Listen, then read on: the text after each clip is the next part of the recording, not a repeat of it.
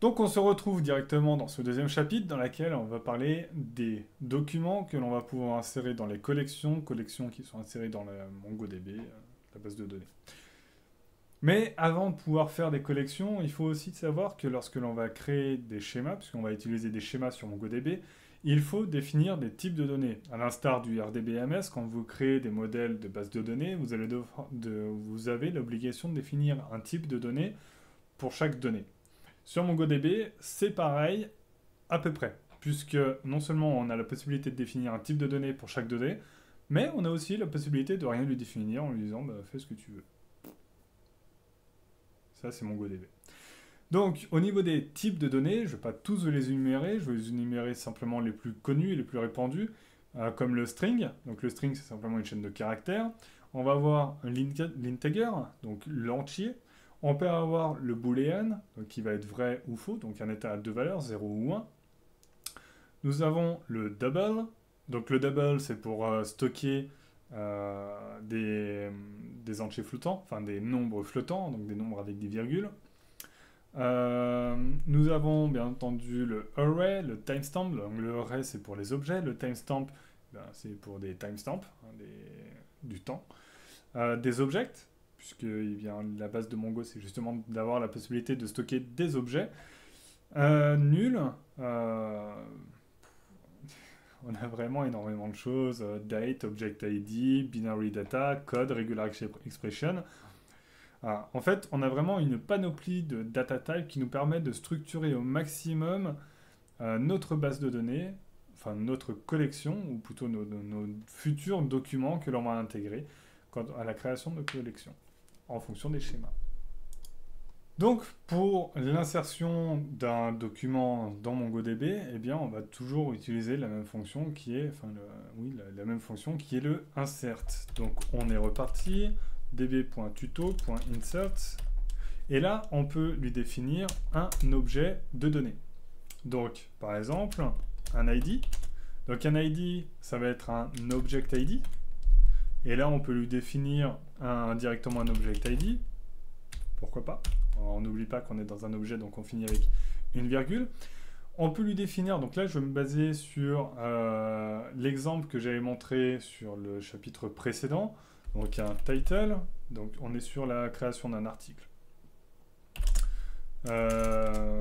Title, alors, on va pas faire comme ça, vu qu'on est sur la création d'un article, je vais faire le db.post, puisqu'on était sur une base de données qui s'appelait post, donc une collection qui s'appelle post. Donc on va insérer directement dans notre post, et on est reparti. Donc un ID, qui va être un object ID, donc pareil, on a la complétion automatique. Alors, Object ID, pour l'ID, on n'est pas obligé de le mettre. MongoDB va le faire de lui-même. Là, je le mets pour l'exemple. Mais franchement, on n'est pas obligé. Un title, on avait défini un title. Donc, par exemple, mon super article. Tac. On avait défini un article. Donc là, c'est carrément l'article. Hein, Lorem ipsum, blablabla. Blablabla, je l'ai mal écrit, mais bon, c'est pas grave. Et j'ai mis art, on le comprendra. Parce qu'on ne peut pas revenir en arrière, sinon il faut tout réécrire. Nous avions l'éditeur. Donc l'éditeur, là, pour cet article-là, ce sera moi. Et merde. Tac. Bon, on va corriger le article, qui est franchement... Donc vous voyez, si on fait une erreur de syntaxe, hein, elle ressort directement. Donc l'article, l'éditeur, donc c'était moi. Nous avons une date. Donc la date, je ne vais pas le définir en timestamp, je vais simplement dire que c'est aujourd'hui. Donc nous sommes le 3 juillet 2016. Donc la date, nous sommes le 3 juillet 2016. Qu'est-ce que nous avions indiqué? Nous avons indiqué des tags, par exemple. Donc, nous avions dit précédemment guerre, je crois, avion et croissant. De mémoire. Et enfin, qu'est-ce que j'avais mis? On avait les différents commentaires. Donc là, pour le moment, je vais pas les mettre. Qu'est-ce que j'ai oublié? Ok. Tac. Donc les voilà, tout simplement ici. Bien entendu, ici, on termine pas les infos.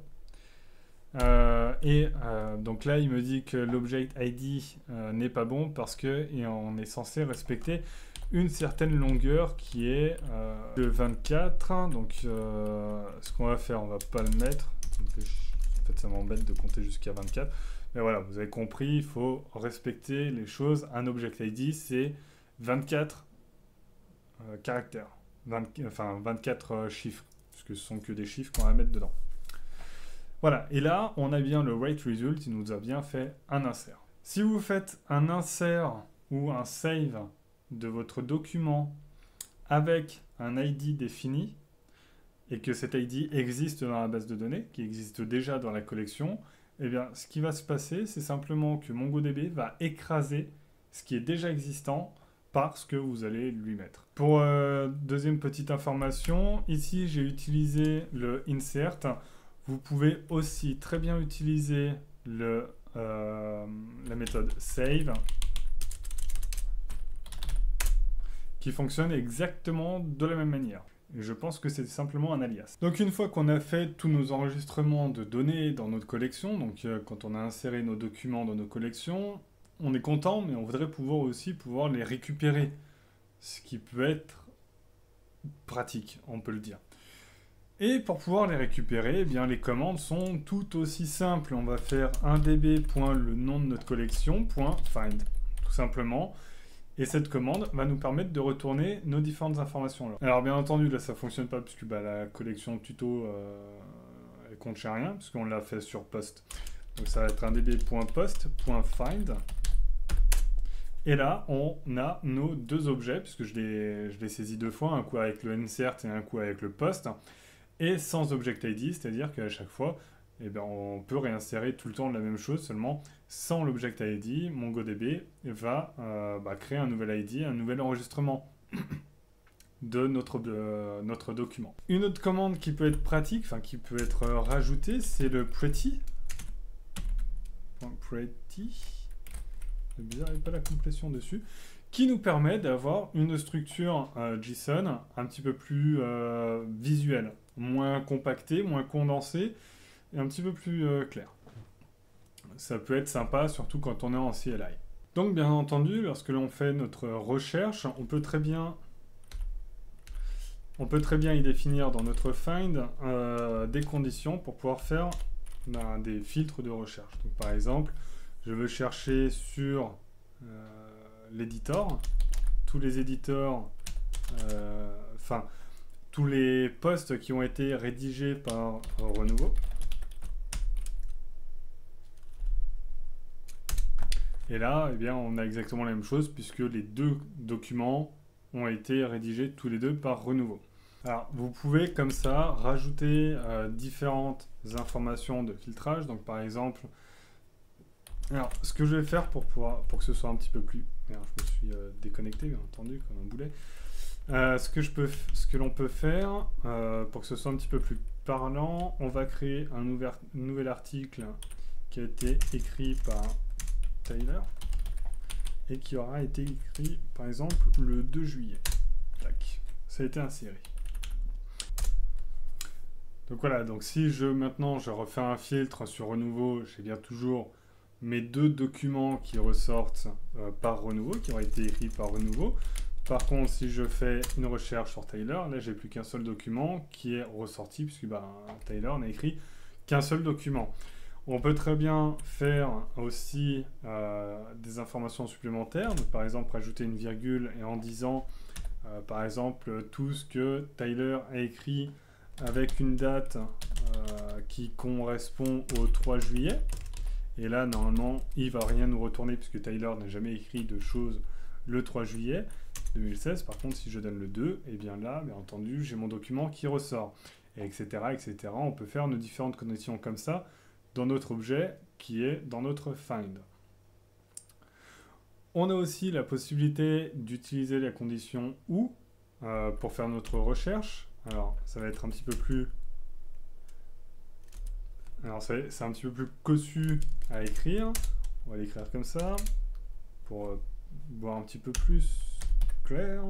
Donc on définit un OR et dans notre OR, on va définir nos différentes clés. Donc par exemple editor, donc par renouveau, ou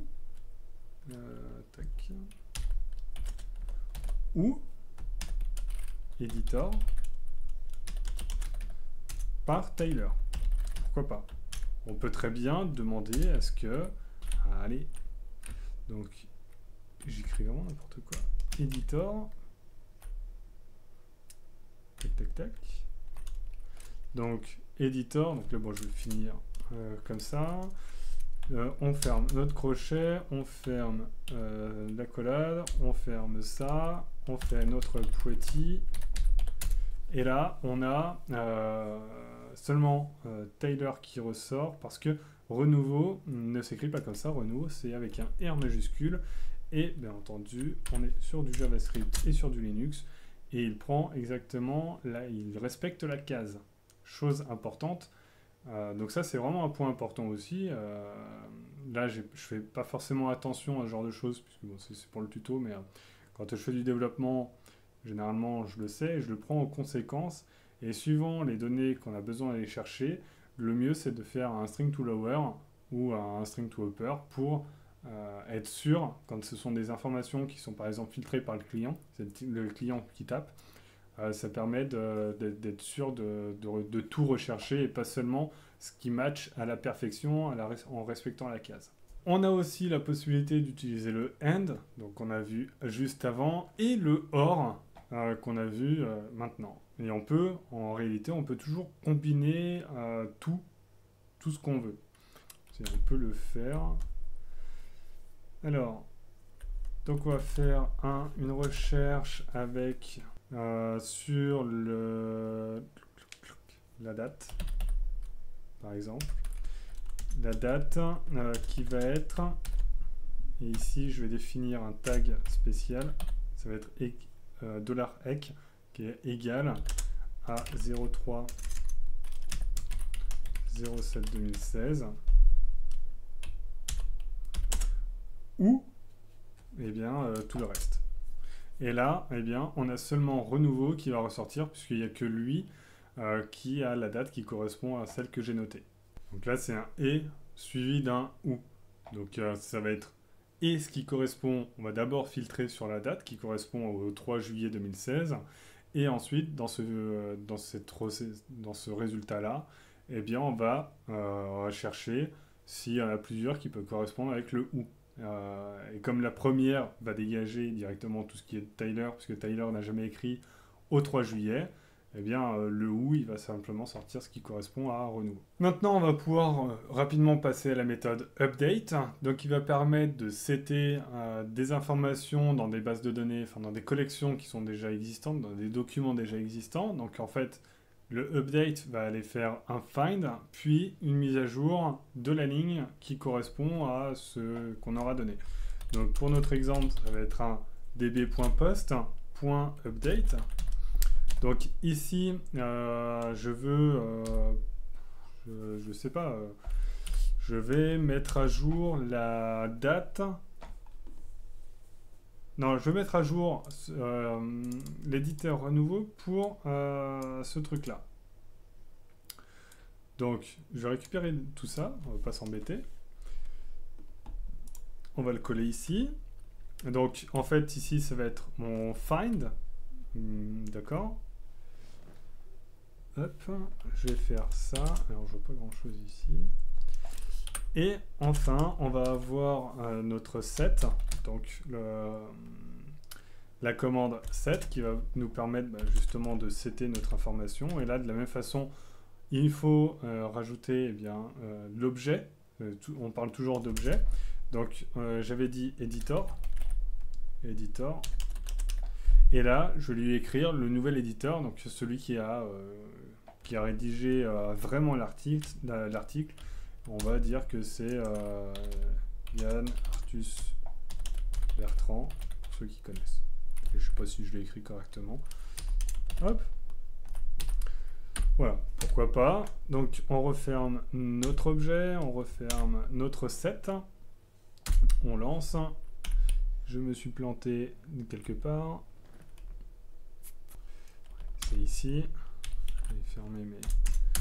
Hop. Et là, on a bien, donc au niveau de l'information que Mongo nous ressort, on a le nMatch, donc le nombre d'entrées qui ont matché 1, parce qu'il n'y a qu'un seul document qui correspondait à ce qu'on a informé ici, à notre ID.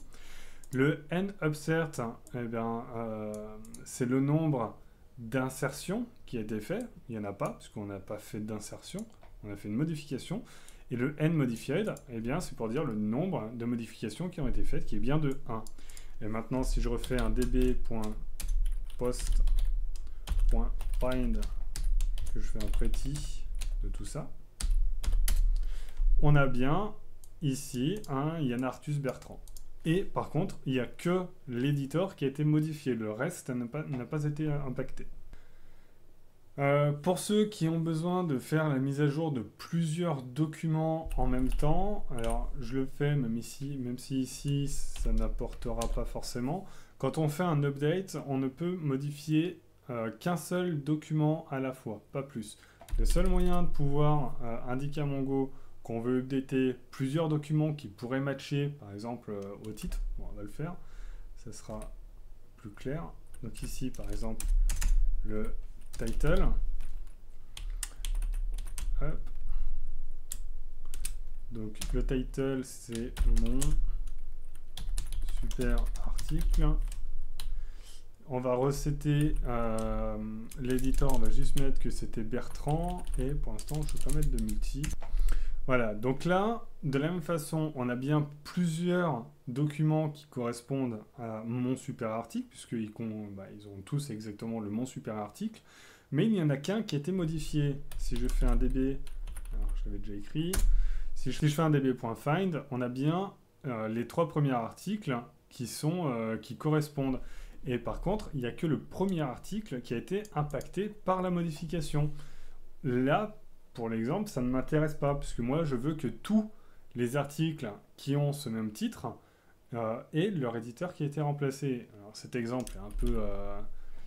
il n'est pas censé exister, hein, mais par contre, vous pouvez avoir besoin de modifier dans votre base de données tous les documents existants qui contiennent un champ spécifique pour pouvoir faire une mise à jour quelconque. Et pour ce faire, il faut utiliser le multi à true, donc pour dire à Mongo, attention, je ne veux pas que tu modifies qu'un seul document, je vais en avoir plein à changer. Et là, quand je lance la commande, il me dit que j'en ai 3 qui ont matché, donc il y a bien 3 documents dans la base de données qui ont le même titre. Les observe, bon, ça reste toujours à 0. Par contre, il en a modifié que 2. Pourquoi? Parce que le premier, c'était déjà Bertrand. Il ne va pas modifier. MongoDB est assez intelligent pour éviter d'aller avoir réécrire quelque chose qui est déjà écrit. Parce que pour lui, c'est 2 fois le même document. Il n'y a pas besoin de réécrire le document puisque sa structure est déjà correcte. Et maintenant, si je refais un find, là, on a bien notre Bertrand qui existe de partout. Donc celui-là, bien entendu, il n'a pas été touché puisqu'il existait déjà, il était déjà à Bertrand. Et bien entendu, on va finir ce deuxième chapitre sur la délétion des documents, donc la suppression de ces documents. Donc c'est toujours de la même façon, le document en question, donc db.post, et la commande pour deleter, c'est remove. Et dedans, on va définir nos différents critères que l'on souhaite. Pour supprimer par exemple qu'un seul document qui correspond à ces critères. Donc là par exemple si je veux supprimer celui-là tout simplement, comme ça on aura 2 dates différentes, on aura un 3 et un 2 juillet. Donc là je dis que je veux faire un remove dans mon document post du document qui est dans ma collection post par contre, du document qui contient cet object ID là. Je lance. Et il me sort bien un résultat du nombre de suppressions qui a été faite, qui est égal à 1, puisqu'il a supprimé une ligne.